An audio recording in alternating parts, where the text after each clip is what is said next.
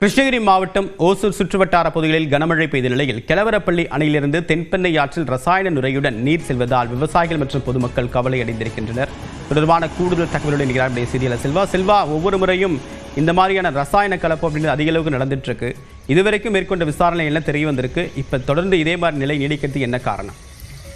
நிச்சயமாக தேவா, ஒசூர் அதன் சுற்றுப்புற பகுதிகளில் நேற்று இரவு விடிய கனமழை பெய்தது. அதே போல தென்பெண்ணை ஆற்று நீர்பிடிப்பு பகுதிகளில் கர்நாடகா பகுதிகளிலும் நல்ல மழை பெய்து வருகிறது. இந்த நிலையில தென்பெண்ணை ஆறு கரையோரம் இருக்கக்கூடிய முதல் அணைக்கட்டாக இருக்கக்கூடிய கெலவரப்பள்ளி அணையில நீர்வரத்து தற்போது 492 கன அடி வந்து கொண்டிருக்கிறது. அணையிலிருந்து அரிய அளவு தண்ணீர் வெளியேற்றப்பட்டு வருகிறது. இந்த நிலையில குவியலாக ரசாயன நுரைகள் தற்போது வெளியேற்றப்பட்டு வருகிறது. இது அவ்வப்போது மழை காலங்களில் வரக்கூடிய வழக்கமாக இருக்கிறது.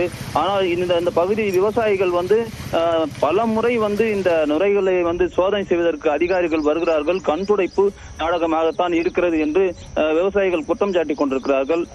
இன்று கூட அதிக அளவில் நுரைகள் வருவதால் நாங்கள் எங்களுடைய வாழ்வாதாரம் பாதிக்கப்படுகிறது.